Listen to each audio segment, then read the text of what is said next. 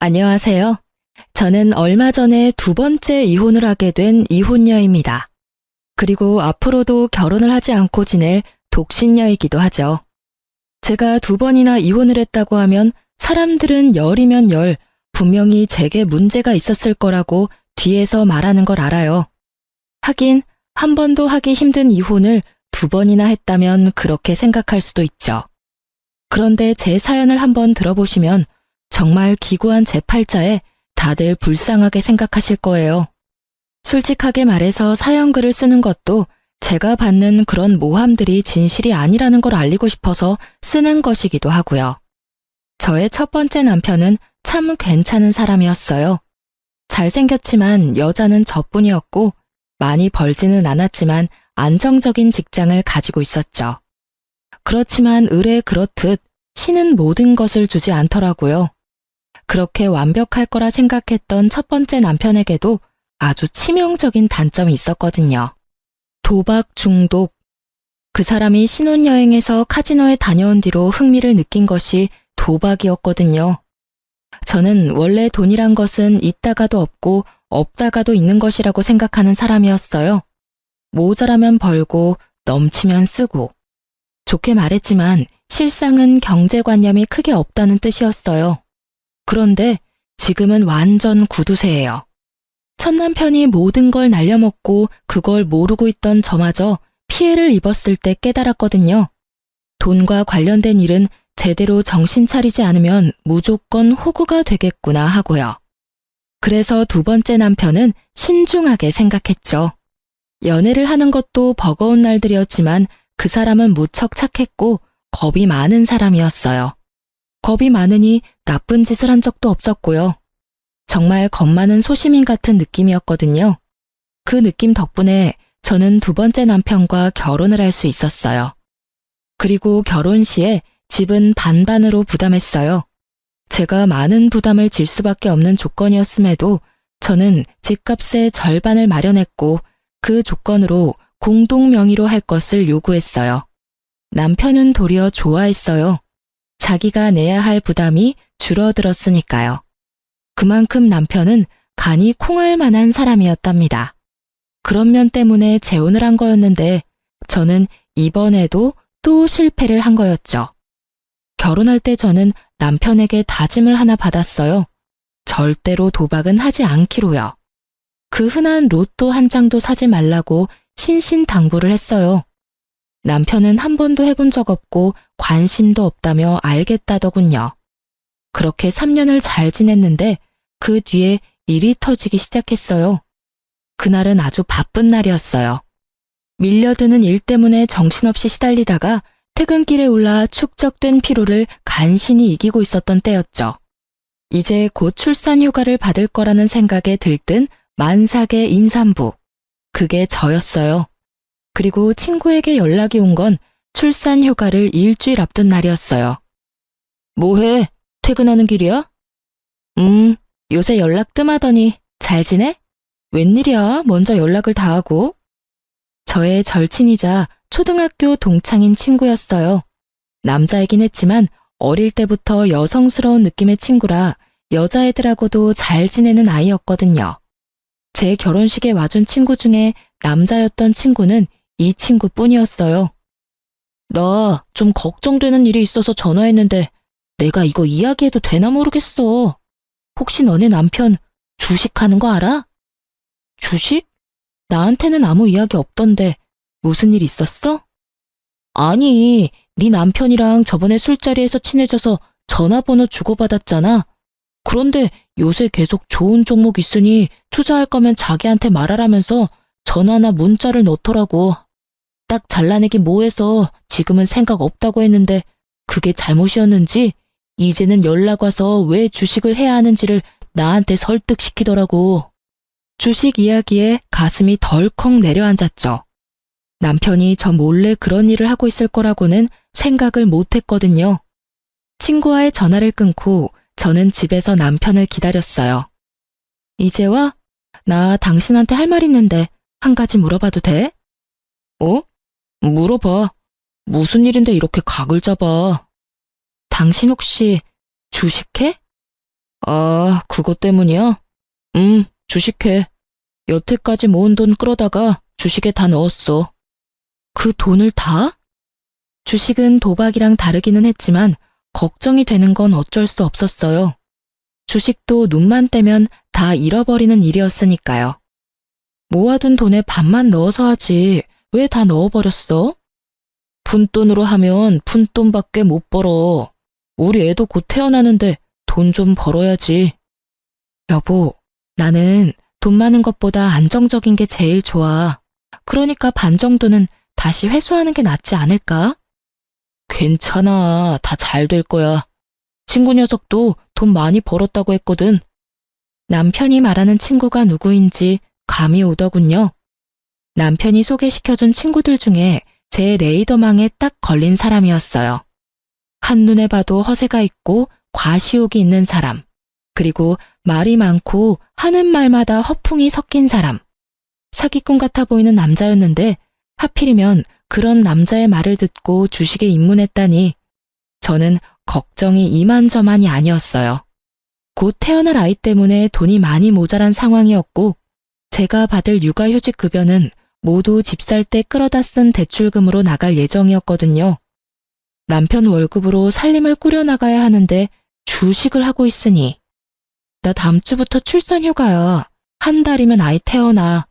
그리고 내가 받는 육아휴직 급여는 대출금으로 다 나가는 거 알지? 일단 한 달에 100만 원은 꼬박꼬박 나한테 줘야 해. 그래야 애도 키우고 살림도 하지. 저는 남편에게 부탁했어요. 월급 중에 다른 건 모르겠고 100만 원은 꼭 나에게 달라고요. 생활비가 없으면 어떻게 할 수 없잖아요. 그랬더니 남편이 걱정하지 말라고 하더군요. 걱정이 안 될 수가 없었지만 일단은 주의하며 남편을 살폈어요. 그리고 남편 월급날마다 남편에게 생활비부터 달라고 닥달했어요. 물론 닥달하지 않아도 충분한 상황이었지만 중요하다는 생각을 남편에게 심어주기 위해서 몇 달을 그렇게 했어요. 그런데 아무리 아껴 써도 돈이 나가는 건 어쩔 수 없더라고요. 게다가 3인 생활에 생활비 100만 원은 정말 있을 수 없는 일이잖아요. 당장 보험, 통신, 관리비만으로도 수십만 원이 나가는데 식비가 충당이 될 리가 없죠. 저는 남편에게 생활비를 더 늘려달라고 했지만 남편은 난색을 표하며 안 된다고만 할 뿐이었어요. 그렇게 전전긍긍하던 제게 좋은 생각이 났어요. 곧 있을 시부의 생일에 남편이 주식에 넣은 돈을 토해내도록 만들기로 한 거죠.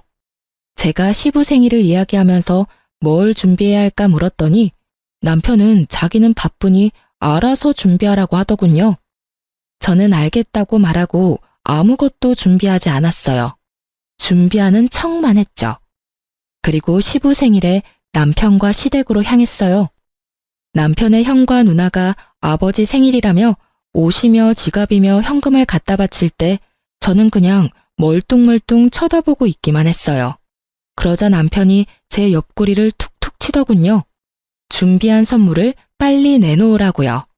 그래서 저는 이 기회를 틈타 시부에게 말했어요. 아버님, 저희는 생일 선물 준비를 못했어요. 죄송해요. 남편이 요즘 주식하느라 여윳돈이 얼마 없거든요. 저도 육아휴직 중이라 돈도 많이 못 받는데 애 키우니까 돈이 많이 나가서 어쩔 수 없었어요. 제 말에 남편이 두 눈을 동그랗게 뜨고 시부가 깜짝 놀란 것 같더라고요. 너 주식하냐? 그런데 도대체 얼마를 주식에다가 넣으면 집에 생활비가 없어? 아버지, 그게 아니고 생활비로 100만 원은 줘요. 돈 안 주는 것도 아니고요. 그 100만 원은 관리비랑 보험, 통신비도 포함이잖아. 그거 빼면 50만 원도 안 남는 거 알지? 끼어들어서 그렇게 말했더니 시부 얼굴이 벌겋게 변하더군요. 너 그런 것도 제하지 않고 꼴랑 100만 원만 줬다고? 저 어린 손주 분유 한 통 사 먹일 돈도 없었겠네. 너는 다 큰 놈이 마누라의 자식 새끼 놔두고 도대체 뭐 하는 짓거리야? 아무리 돈 좀 벌어보겠다고 하는 주식이라도 정도라는 게 있는 법이다. 넌 대체 뭘 하길래 월급을 다 거기다가 때려 넣어? 아버지, 오해예요. 제가 저조차고 투자를 하겠어요. 다 우리 애를 위해서 돈 벌려고 그런 거죠. 그러니까 아버지가 이해를 좀...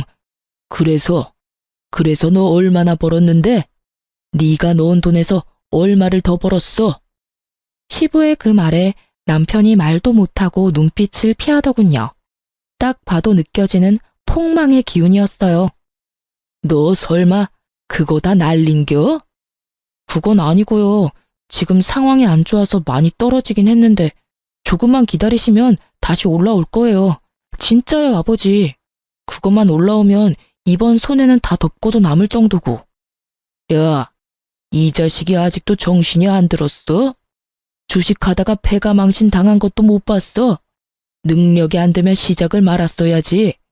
네가 여태껏 주식에 관심도 없었는데 무슨 수로 수익을 내? 친구가 하라는 대로만 하면 금방 번다고 했단 말이에요. 친구 통장 보니까 엄청 돈 많이 벌었던데 저라고 왜 못해요? 이놈아, 네 분수에 맞게 살아. 주식은 아무나 해? 그것도 공부한 사람들이 하는 거지. 아무것도 모르는 초짜가 처음부터 한탕 벌어보자는 게 말이 되냐?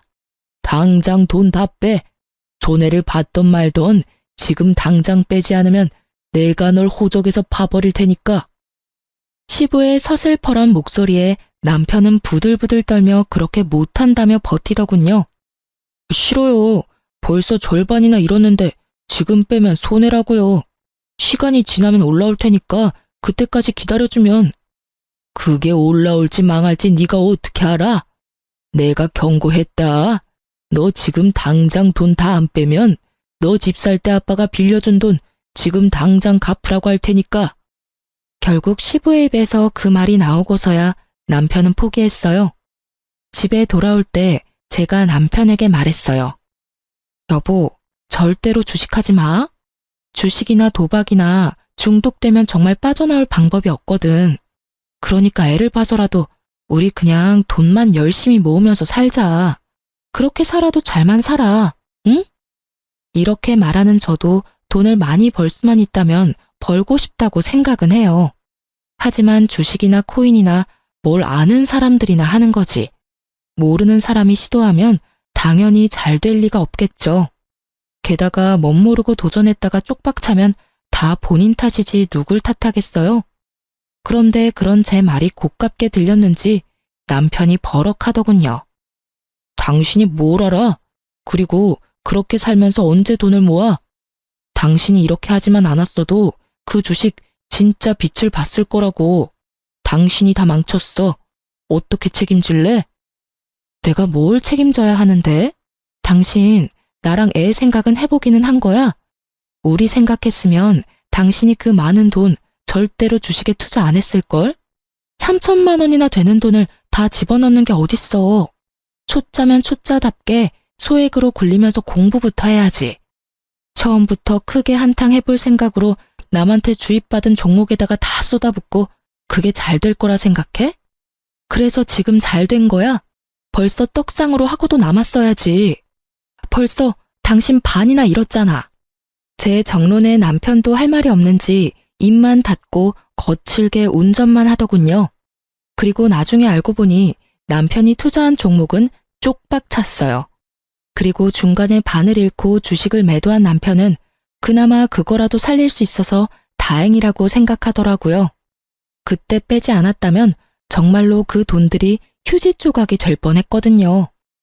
남편은 그걸 보고도 제게 사과 한마디 하지 않더군요. 그래도 저는 문제 삼지 않고 넘어갔어요. 남편이 주식에 들어간 돈을 회수했다는 것은 그나마 반가운 일이었거든요. 주식의 무서움을 알고 나면 남편의 콩알 만한 간이 알아서 남편을 주식의 유혹으로부터 막아줄 거라 생각한 거죠. 그런데 딱히 그런 것도 아니더라고요. 그 뒤에는 이상한 일들이 점점 더 크게 벌어졌으니까요. 주식을 팔고 나서 몇 달간은 정말로 조용했어요. 남편이 제게 주는 생활비도 많이 늘었고 생활도 안정됐어요. 저도 심리적으로 안정되기 시작했죠. 남편이 이제야 그런 쪽으로 관심을 끊었나 보다 하고 태평스럽게 생각한 거죠. 그런데 이상한 일은 곧 발생했어요. 제가 예전에 선물 받아서 쓰지 않고 넣어뒀던 물건을 찾고 있었어요. 그런데 아무리 뒤져봐도 찾을 수가 없었어요. 그래서 남편에게 물어봤죠. 여보, 혹시 여기 있던 가습기 못 봤어? 안방 가습기 청소하다가 떨어뜨려서 깨졌거든. 결국 못 쓰게 돼서 그거 찾는데 안 보이네. 찾던 가습기는 친정오빠가 출산할 때 선물해준 물건이었어요. 남편은 모르겠다고 하더군요. 그래서 이상하다 싶었어요. 제가 뭔가 정리하다가 잘못 버려버렸나 싶은 생각이 들 정도였죠. 그러면서도 그럴 리가 없는데 하고 생각하던 제게 또 그런 일이 일어나 버렸어요. 여보, 베란다에 넣어둔 밥솥이 안 보이는데 혹시 어디 갔는지 알아? 그 밥솥은 제가 산 밥솥이었어요. 쓰고 있는 물건이 꽤나 쓸만해서 계속 쓰다가 망가지면 그걸로 사용할 생각이었는데 그 새 제품이 깜쪽같이 사라진 거예요. 남편한테 물어보니 남편은 또 모른다고 하니 정말 귀신이 곡할 노릇이었죠. 그래서 저는 혹시나 싶은 마음에 중고 사이트를 들어갔어요. 제가 찾던 밥솥과 가습기 이름을 검색했더니 중고 물건을 올려놓은 사람들이 몇 보이더군요. 그런데 최근 물건 중에 제 물건과 똑같은 물건이 있더라고요. 그리고 그걸 올린 사람이 똑같은 사람이라는 걸 알고서는 그대로 놀라버렸어요. 바로 그 아이디가 남편의 아이디였거든요. 게다가 더 화가 난 건 산지 얼마 안 된 물건도 미개봉 물건도 모두 가격을 반이나 후려쳐서 팔았다는 거였어요. 그 돈이 다 제 주머니에서 나오는데 집에서 남편에게 이야기해봐야겠다 싶어서 그날 빠르게 집으로 갔는데 이번에는 공기청정기가 사라졌더라고요. 얼마 전에 제가 구입한 최신 제품이었거든요. 여보, 여기 있던 공기청정기 어디 갔어? 아, 그거 팔았어. 어차피 별로 효과도 없잖아. 정말 천연덕스럽게 말하는 남편을 보면서 저는 온몸에 소름이 돋는 기분이었어요. 그걸 자기가 왜 팔아? 내가 내 돈 주고 산 거야. 팔아도 내가 팔아야지. 그거 꼴랑 얼마 한다고? 돈 없어서 팔았어. 됐어? 당신이 매달 가져가는 돈 때문에 그렇잖아. 내가 가져가는 돈이 얼마나 된다고 이래? 돈이 없냐고? 나 다시 일 시작하고 생활비 주는 것도 반으로 줄었잖아. 당신 월급은 다 어디다 쓰는 거야? 혹시 아직도 주식해? 저는 혹시나 하는 마음에 남편 폰을 빼앗아 확인부터 했어요. 그런데 주식에는 잔고가 0원이더군요. 가지고 있는 종목도 없고요. 그래서 더 이상했어요. 주식도 도박도 안 하는데 돈이 없다니 이상하잖아요. 당신 밖에 살림 차렸어? 제 말에 남편이 어이없다는 듯이 한숨을 내쉬더군요. 무슨 헛소리야. 그냥 돈이 좀 필요했었어. 내가 돈 어디다 쓰는 것까지 당신한테 말해야 해? 내가 산 물건 팔아치우는데 그걸 내가 몰라야 될 이유도 없지? 말해봐. 그 돈 다 어디다 써? 아니면 당신 혹시 잘렸어? 아니야, 아니라고. 에휴, 너하고 무슨 말을 하냐. 됐다 됐어. 말해보라고. 당신 가습기랑 밥솥도 당신이 갖다 팔았지? 그래, 내가 했다. 됐냐? 돈도 얼마 안 되는 거 팔았다고 생색은. 나중에 갚아주면 될 거 아냐. 그렇게 말하면서 남편이 기분 나쁘다는 티를 팍팍 내면서 밖으로 나가버리더라고요. 그리고 그때 친정엄마에게 전화가 왔어요. 너 잘 지내고 있니? 응, 엄마 무슨 일로 전화했어? 바쁜 일 아니면 내가 다시 전화할게. 아, 바쁜 건 아닌데 네가 꼭 알아야 될 일이라서 전화했는데. 무슨 일인데? 이 서방이 좀 이상하지 않니? 얼마 전에 뜬금없이 우리 집에 찾아와서 돈 좀 있냐고 묻더라고. 무슨 일로 그러냐고 했더니 투자를 해주겠다고 하던데. 아무래도 너 첫 번째 결혼해서 그런 일로 이혼했으니까 좀 걱정돼서. 뭐? 투자? 그제야 남편이 뭘 하려는 건지 알게 됐어요. 도박도 아니고 주식도 아닌 투자. 당시 유행 중이던 코인이었죠. 설마 돈 빌려줬어? 돈을 왜 빌려줘? 나 돈 없다고 했지. 그런데 이 서방 괜찮긴 한 거니? 모르겠어. 일단 알겠으니까 끊어봐. 혹시라도 아빠나 오빠한테도 잘 말해도 절대로 돈 주지 말라고. 저는 열이 받을 대로 받았어요. 제가 왜 첫 번째 결혼에 이혼했는지 다 아는 남편이 저뿐만이 아니라 제 친정까지 끌어들이려고 했다는 생각에 엄청난 배신감을 느꼈거든요. 저는 남편에게 문자를 보내서 당장 집으로 돌아오라고 했어요. 돌아온 남편은 못마땅한 모습이었고 저는 가까스로 분노를 참으며 대화를 시작했어요. 당신, 우리 엄마한테 돈 있으면 투자해주겠다고 했다면서? 그래, 어차피 당신한테 이야기하면 말 시작도 못하고 끊어냈을 거잖아. 그러니까 장모님한테 먼저 말 꺼냈지. 당신 정신 나갔어? 내가 왜 저번 남편이랑 이혼했는지 몰라서 그래? 도박 중독이었다며. 그거랑 나랑 무슨 상관인데? 내가 언제 도박장 들락날락거렸어? 그 사람은 돈 갖다가 불법적인 일에 퍼부은 거고 나는 주식이랑 코인이라는 합법적인 일에 쓰고 있잖아. 코인이랑 주식이 불법이냐? 내가 말했지. 아무것도 모르면 당신이 가지고 있는 소액부터 시작하라고. 그런데 우리 엄마한테 돈을 빌리려고 했잖아. 거기서부터가 문제인 거라고. 그리고 도박이랑 주식 코인이 다르긴 왜 달라? 똑같아. 소액으로 허용 가능한 범위 내에서 하는 건 다 합법이지. 그런데 당신이 감당 못할 금액으로 다 퍼붓고 집안 세간살이까지 팔아가며 하는 건 중독이야. 도대체 코인은 누가 가르쳐 준 거야? 코인도 그 미친놈이 하라고 하든? 그래? 그래, 그 친구가 알려줬다. 왜? 그래서 뭐가 문젠데? 당신한테 손 벌린 적 없잖아. 내가 내 돈 쓰는데 도대체 왜 이렇게 참견질이야? 아, 진짜 열받아서. 그리고 도움 하나도 안 되는 당신보다 훨씬 도움되는 친구가 그 친구거든? 내 친구 욕하지 마. 잘하는 짓이다. 친구 이야기는 그렇게 새겨 들으면서 집안에 있는 돈은 있는 돈 없는 돈 다 끌어다 탕진하면서 와이프 말은 귓등으로도 안 듣지? 정신 좀 차려. 제가 아닌 친구를 감싸는 남편 놈을 보며 저 인간이 제정신인가 하는 생각이 들더군요. 지금 뭐가 문제인지를 전혀 모르고 있더라고요. 전 남편이 보였던 얼굴과 똑같은 얼굴, 똑같은 눈빛을 하고서요. 제발, 제발. 당신 진짜 중독이야. 이러다 나중에 어떡하려고 이래.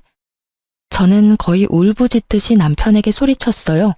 이 결혼만큼은 망치고 싶지 않았어요. 그래서 부탁했는데 돌아오는 말이 제 예상과는 달랐어요. 내가 왜 중독이야? 당신 전 남편 같은 사람이 중독이지.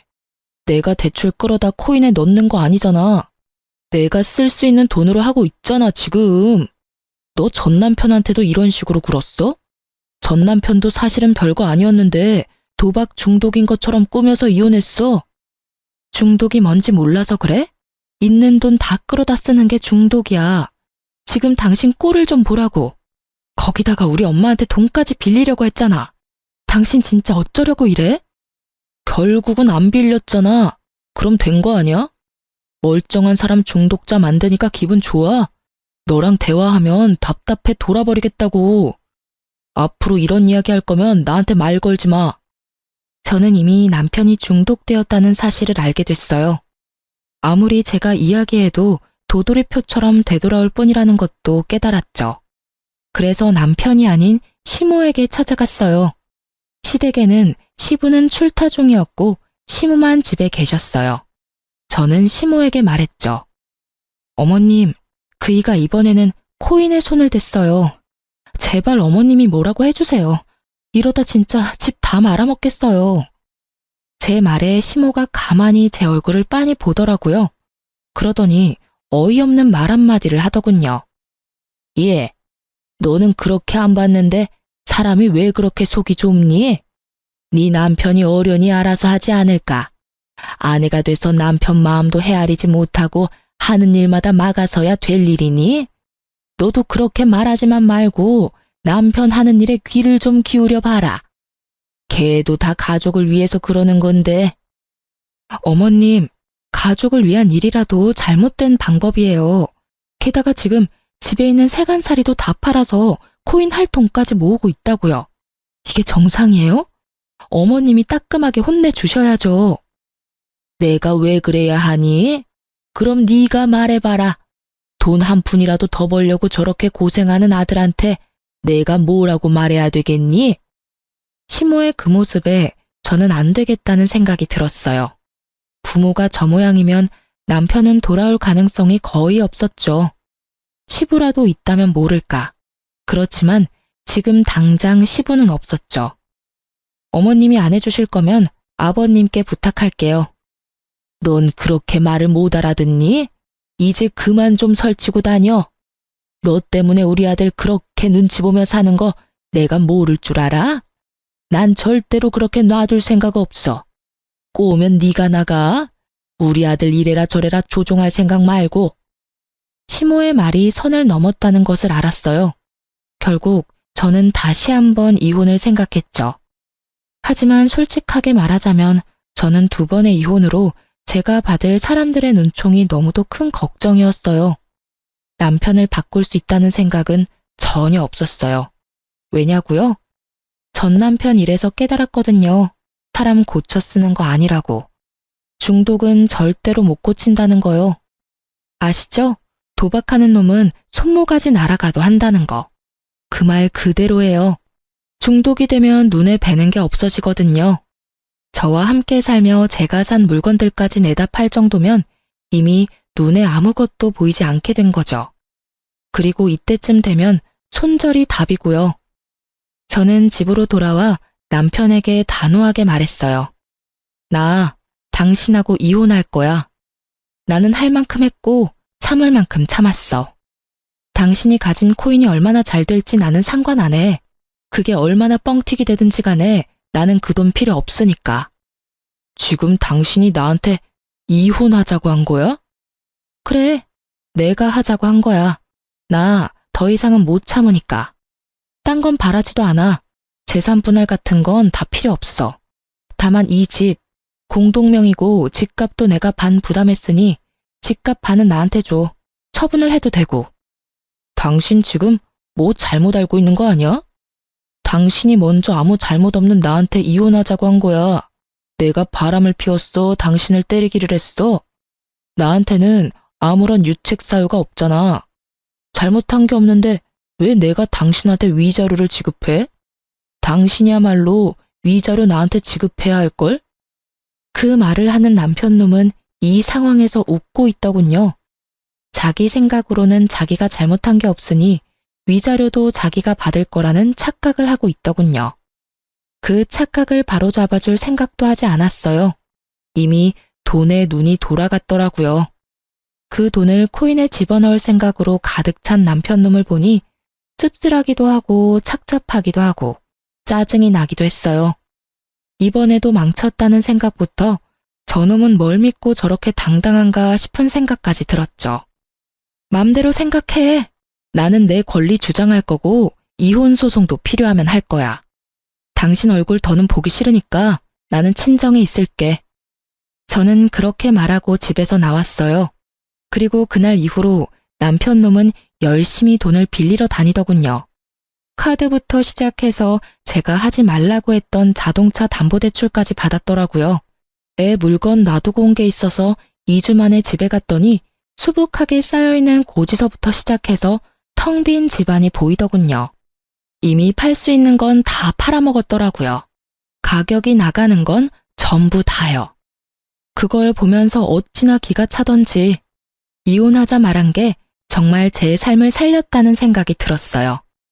저는 집만 챙겨서 밖으로 나왔고 전화 한 통을 받았어요. 남편 사촌 형님이었어요. 네, 안녕하세요. 어쩐 일로 전화까지. 아니, 내가 좀 급해서 그런데 저번에 빌려준 돈 돌려주면 안 될까요? 갑자기 돈을 돌려달라니 당황했죠. 네? 무슨 돈을 말하는 건지.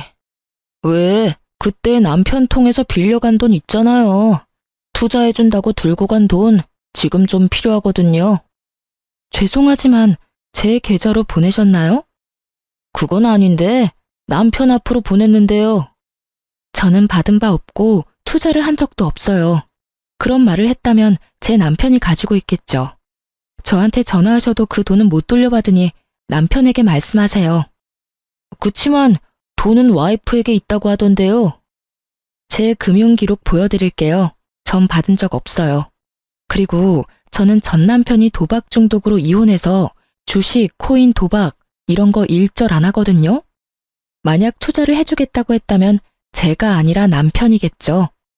뭐 때문에 제 이름을 빌렸는지는 모르겠지만 좋은 의도는 아니었던 것 같으니 남편에게 꼭 돈 받아내셨으면 좋겠네요. 그렇게 전화를 끊고 나니 정말 참던 화가 폭발하는 기분이었어요.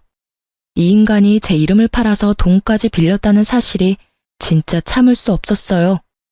도박 중독자의 행동으로 피해를 본 저에게 이번에는 코인 중독자가 피해를 주려 한다는 사실이 진짜 웃음이 나올 정도로 어이가 없고 열불나는 일이었어요. 결국 이혼 소송 결과 저는 위자료를 받게 됐어요. 남편 놈은 제게 위자료와 집값의 반을 지불해야 했고요.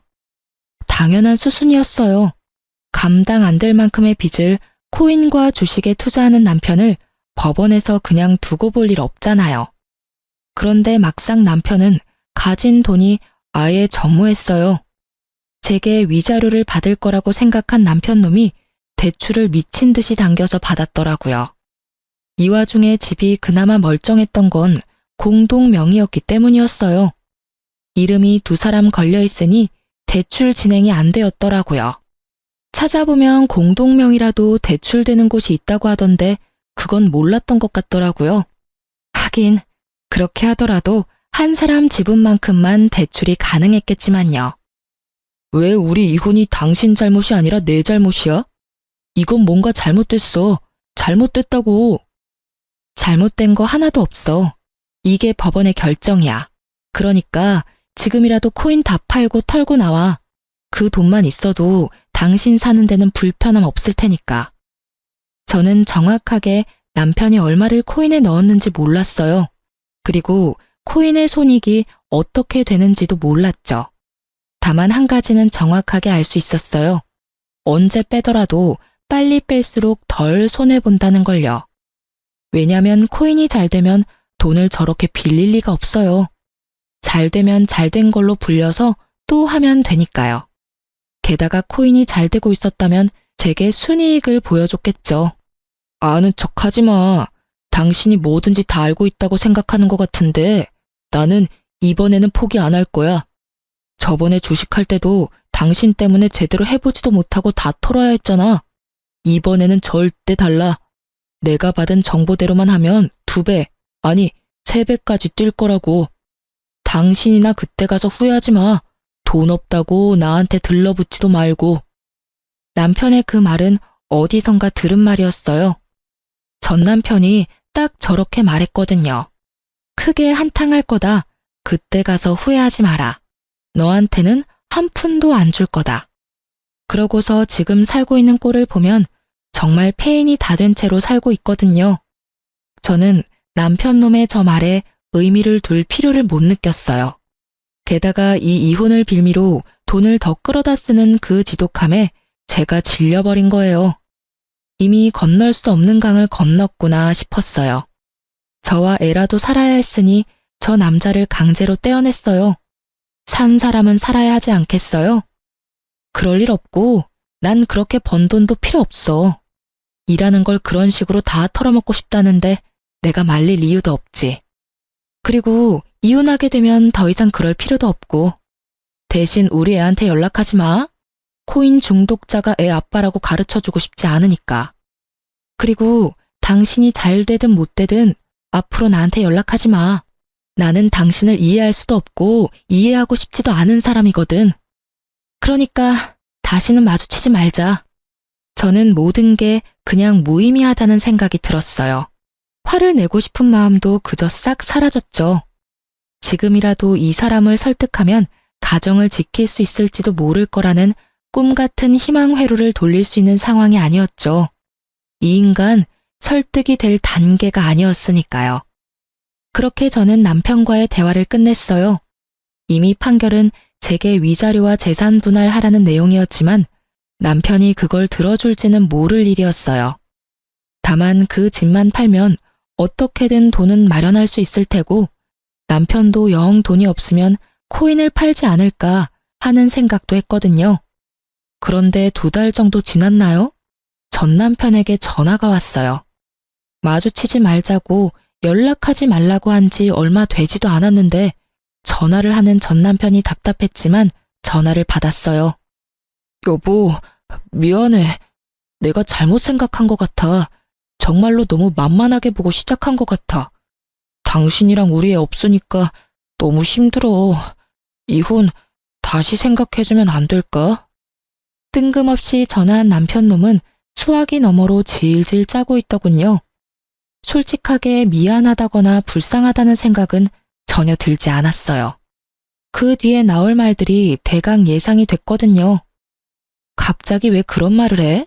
주식이랑 코인은 다 털고 나왔어? 이제 좀 정신이 들어? 코인은 아직 하고 있어. 지금은 똥값이지만 언젠가는 오른다고. 나는 그때만 기다리고 있는 거고. 다른 종목들 다 사라져도 그것만은 끝까지 간다고 했으니까 밀어줘야지. 아직 정신 못 차렸네. 나는 당신이 코인이나 주식을 하든지 말든지 간에 당신이랑 다시 만날 생각 없어. 그렇게 냉정하게 말하지 말고.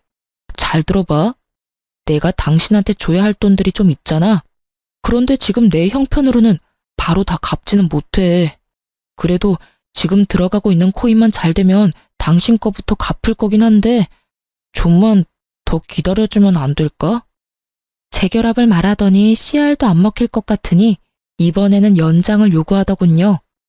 연장 정도야 해줄 수 있었지만 문제는 저놈은 돈이 생기면 무조건 코인부터 할 놈이라는 거였어요. 나 당신이 돈 안 주면 강제로 받도록 법원에 신청할 거야. 그렇게 되면 당신 월급 봉투부터 먼저 잡히는 거 알지? 그렇게 되지 않도록 열심히 애써봐. 간단한 방법 있잖아. 집 팔아서 나한테 집 반값이랑 위자료 주면 우리 사이 깔끔하게 정리되는 거야. 그러면 집을 완전히 당신한테 넘기게 되는 거잖아. 그럼 넘겨야지. 당신이 지금 줘야 할 돈이 있으니까. 그 돈은 당신이 잘못했으니 나한테 주라는 거거든? 여전히 뭐가 잘못된 건지도 모르겠지? 왜 네가 돈 내야 하는 건지도 모르겠지? 거봐. 당신은 여전히 아무것도 모르고 여전히 잘못된 길을 걷고 있잖아. 진짜 짜증나 죽겠어. 도박 중독자 피했더니 이번에는 코인 중독자야? 내가 전생에 지은 죄가 얼마나 많으면 결혼한 2사람이 다 이런 남자냐고. 결국 화가 나 소리를 빽 지른 저는 지끈거리는 이마를 꾹꾹 눌러댔어요. 절대로 주식 같은 거 안 할 것처럼 생긴 사람도 투자를 하게 되다니. 어디서부터 잘못됐는지조차 감이 오질 않더군요. 그리고 제 화가 꽤나 잘 통했는지 남편놈은 더 이상 연락을 하지 않더군요. 다행이라고 생각했어요. 어줍잖게 아는 척하면서 돈 빌려달라고 할까봐 걱정했거든요. 그런 뻔뻔한 사람은 아니라서 다행이었죠. 그런데 그 뒤로 시부에게 연락이 온 적이 있었어요. 시부는 그나마 남편의 코인 중독을 걱정하던 분이셨는데 제게 전화 와서 그러더라고요. 며느라가 내가 아들놈 잡아다가 절대로 허튼 짓 못하게 단단히 일러둘 건데 다시 집에 돌아올 생각은 없어? 아버님 생각은 고맙지만 안 될 것 같아요. 남편은 이미 제 이야기에는 귀를 기울이지 않거든요. 그놈이 늦바람에 정신을 못 차려서 그래. 내가 단단히 일러두고 정신 차리도록 만들면 하지 말라는 짓은 안 할 거다. 이렇게 헤어지는 건 너한테도 아들한테도 안 좋아. 시부의 걱정은 부모로서 당연한 일이었고 제 입장까지 생각해주는 아주 감사한 일이었어요. 하지만 그런 시부의 노력도 길게 가지 못할 거라는 걸 알았어요. 그리고 시부를 이유로 돌아가봤자 그 집에는 시모가 있잖아요. 열심히 아들 일탈을 도운 시모가요. 아들 하고 싶은 대로 놔두라는 시모의 말이 턱하니 걸리더군요. 죄송해요, 아버님. 전 제 아이를 코인 중독자 아이로 키우고 싶지는 않아요. 그리고 가난을 물려줄 생각은 더더욱 없고요. 그러니까 더 이상 제게 전화하셔도 의미는 없을 거예요. 이번 이혼 후에는 죽을 때까지 혼자 애 키우면서 살 예정이거든요. 애 보고 싶을 때는 말씀하세요. 아버님 혼자만 오시는 거면 애 보여드릴게요. 그렇게 말하고 전화는 끊었어요. 그 뒤로 연락이 오지는 않았어요. 시부는 남편의 집을 팔도록 강요했더라고요. 안 팔고 어떻게든 돈을 빼려고 용쓰다가 시부에게 들킨 남편은 결국 시댁으로 다시 들어가게 됐고요. 허튼 생각은 하지도 못하도록 시부에게 감시를 당하며 살고 있다고 하더군요. 그리고 그 이후에 남편을 한번 만난 적이 있어요.